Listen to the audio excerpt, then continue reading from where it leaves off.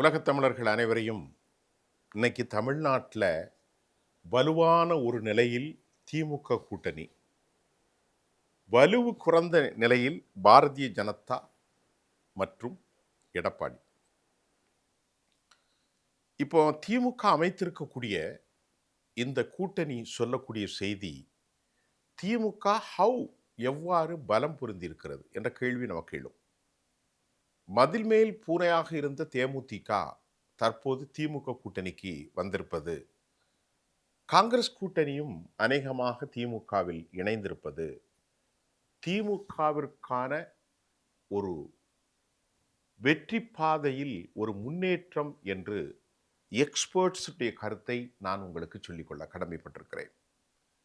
2%, 1.5% வாக்குகள் தேமுதிகவுக்கு இருப்பதும், அதனால் ஒரு 6 to 7 தொகுதிகள் வரை விஜயகாந்துக்கு, அதாவது பிரேமலதா அம்மாவுக்கு திமுக வழங்கியிருப்பதும் அல்லது வழங்கப் போவதும், தமிழ்நாட்டில் 40 தொகுதிகளில் ஒரு மிகுந்த இம்பேக்ட், தாக்கத்தை ஏற்படுத்தும் என்று அரசியல் ஆய்வாளர்கள், மூத்த பத்திரிகையாளர்கள், நடுநிலையாளர்கள் தங்கள் கருத்தை பதிவு செஞ்சிருக்கிறாங்க. தேமுதிக வலுவற்ற நிலையில் தானே இருக்கிறது என்று உங்களுக்கு ஒரு கேள்வி எழும். ஆம், உண்மைதான். ஆனால் தேமுதிக ஆரம்பத்திலிருந்து பேச்சுவார்த்தை நடத்தி கொண்டிருந்த போதும், ஜக்கி வாசுதேவ் அவர்களின் கூட்டத்திற்கு நேற்று சென்றபோது கூட்டணி முடிந்து விட்டதாக எல்லா பத்திரிகைகளிலும் செய்தி போடப்பட்ட நிலையில் இன்று அது ஒரு மாற்றத்தை கண்டிருக்கிறது.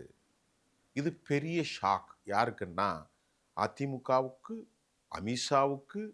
மோடி 1ஆம் தேதி வருகிற போது மேடையில் அமர வைப்பதற்காக எதிர்பார்க்கப்பட்ட ஒன்றில் தேமுதிக மிஸ் ஆனது அவர்களுக்கு பெரும் அடி என தமிழ்நாட்டின் பெரும்பாலான செய்தி கணிப்பாளர்கள் செய்தியா இருக்கு.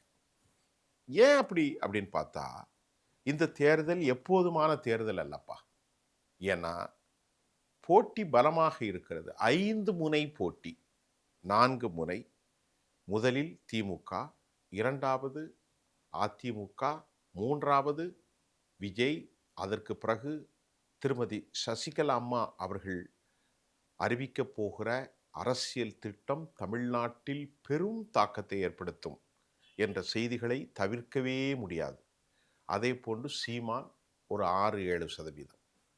இந்த நிலையில் இந்த போட்டியில் தாவேகாவினுடைய தேர்ட் பிளேயர் கேம், ஒட்டுமொத்த ஆட்டத்தை மாற்றினா அதிமுக காலி. அதிமுகவுக்கு இருக்கக்கூடிய ப்ளஸ் பாயிண்ட் என்ன, மைனஸ் பாயிண்ட் என்ன? ப்ளஸ் பாயிண்ட் எதுவுமே இல்லை, மைனஸ் தான் அதிகமாக இருக்குது. ப்ளஸ் பாயிண்ட் என்று சொல்கிறதுக்கு, அவர்கள் அமமுகவை உள்ளே கொண்டு வந்தது ஒரு காலமும் இந்த முறை அவர்களுக்கு ப்ளஸ் பாயிண்ட் அல்ல. பாரதிய ஜனதாவின் கூட்டணி அடிமட்டத்தில் அவர்களுக்கு ஜெல்லாக போவதில்லை. எடப்பாடி ஓபிஎஸ்ஸையும் திருமதி சசிகலா அம்மா அவர்களையும் வெளியே அனுப்பியது மிகப்பெரிய மைனஸ். அதை மேனேஜ் பண்ணுறதுக்கு டிடிவியை உள்ளே கொண்டு வந்தால் அதுவும் மைனஸ் மாறிவிட்டது. பாரதிய ஜனதா ஒரு பிரதேச கட்சி தான். அது குமரியிலும், அது கோவையிலும், இன்னும் சில இடங்களில் மட்டுமே தன் கால்களை வைத்திருக்கிறதே தவிர, பொதுமக்களின் பார்வையில் அது ஒரு கட்சியாக இன்னும் உருமாறவில்லை. வலுவிழந்த நிலையில் தேமுதிகவை எப்படியாவது கொண்டு கட்சிக்கு வளம் சேர்த்து விட வேண்டும் என்ற நிலையில் தற்போது தேமுதிக திமுகவில் இணைந்திருப்பதும், காங்கிரஸ் கட்சி திமுகவில் இணைந்ததாக பேச்சுவார்த்தைகள் முடிந்திருப்பதும், திமுக தமிழ்நாட்டில் பலமான ஒரு கூட்டணியை அமைத்திருக்கிறார்கள். இந்த கூட்டணிக்கு மாற்று கூட்டணியாக இருக்க வேண்டிய அதிமுக என்டிஏ பலம் இழந்த நிலையில் காணப்படுகின்றது. இந்த விவகாரத்தில் அரசியல் தலைவர்களை தாண்டி பத்திரிகையாளர்கள் சொல்வது, ஊசலாடி கொண்டிருக்கக்கூடிய பல தொகுதிகளை வரிசைப்படுத்தினால் 40 தொகுதிகள் அந்த கணக்கிலே வருகிறதாம். இந்த 40 தொகுதிகளின் வெற்றியில் 400 வாக்கிலிருந்து 4000 வாக்குகள் வரை இருக்கலாம். அந்தந்த தொகுதிகளில் பல வாக்காளர்கள் தேமுதிகவின் ஆதரவாளர்களாக இருந்தால் அவர்கள் நிச்சயமாக இந்த முறை திமுகவுக்கு வாக்களிப்பார்கள்.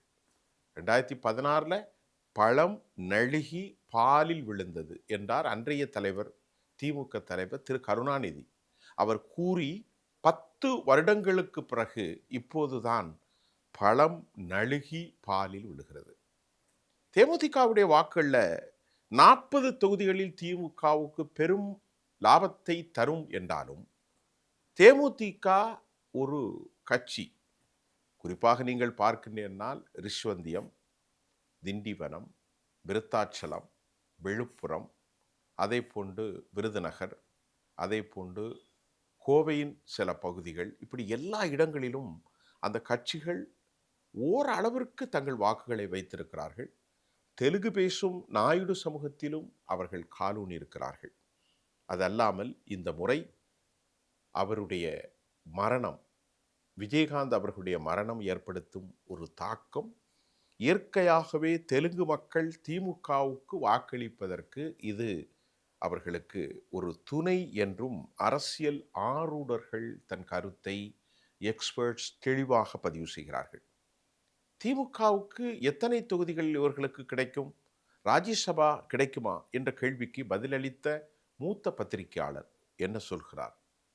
ராஜ்யசபா கொடுப்பது சற்று சிக்கலை ஏற்படுத்தினாலும் கொடுப்பார்கள் என்றுதான் நம்பப்படுகிறது. ஆனாலும் திமுக அநேகமாக 7 தொகுதிகள் வரையும், அவர்கள் கேட்ட சிவகாசி, அவர்கள் கேட்கிற ஸ்ரீவில்லிபுத்தூர், அதே போன்று விருதுநகர் மாவட்டங்களில் இங்கெல்லாம் ஓரளவிற்கும் தங்கள் செல்வாக்கை நிர்ணயிக்க சேலம், தருமபுரி போன்ற பகுதியிலும் சில தொகுதிகளை தேமுதிகவுக்கு கொடுப்பார்கள்.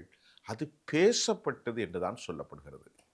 இப்போ இந்த விஷயத்தில் தேமுதிக, காங்கிரஸ் மற்றும் இடதுசாரிகள், அதே போன்று தொல் திருமாவளவன், இஸ்லாமிய அமைப்புகள், கொங்கு அமைப்புகள், திமுக ஒரு 5000 கொடுத்தது பலம்.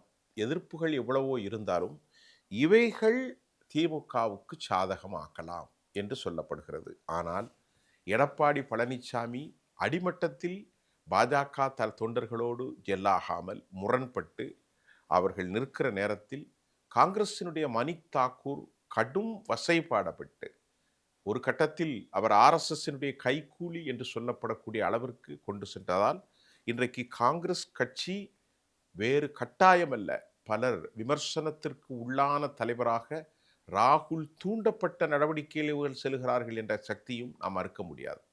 ஆனால் இன்றைய போட்டியில் இன்று காலை தேமுதிக திமுகவில் இணைகிறது, அல்லது இணைந்து கொண்டிருக்கிறது, அல்லது இணைந்தது. இதுதான் ரொம்ப முக்கியம்.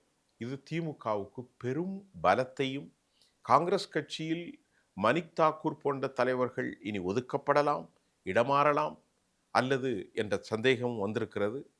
இதில் பல விவகாரங்கள் இருக்கின்ற போது காங்கிரஸ் திமுகவுக்கு ஏற்கனவே கொடுத்த தொகுதிகளை கொடுக்க ஒப்புக்கொண்டதாகத்தான் நமக்கு இன்றைக்கு செய்தி வந்திருக்கிறது. தேமுதிக 6-7 தொகுதிகளும், ஒரு ராஜ்யசபா தொகுதியும், செலவுக்கான பணங்களையும் திமுக கொடுத்திருக்கலாம் என்றும் நாம் நம்பப்படுகின்றது. ஆக இந்த வலிமையான போராட்டத்தில் திமுக கொஞ்சம் வேகமாக எடுத்திருக்கிறது. ஆனால் பிரதமர் வருகின்ற போது மிக நீண்ட கியூவில் அமர வைக்கப்படுகின்ற தேமுதிக தலைவர் அம்மையார் பிரேமலதா மேடைக்கு செல்லாமல் திரும்பியிருக்கிறார் என்பதுதான் இந்த செய்தியினுடைய பரிவாரமாக இருக்கிறது. மீண்டும் நாளை உங்களோடு சந்திப்போம். நன்றி.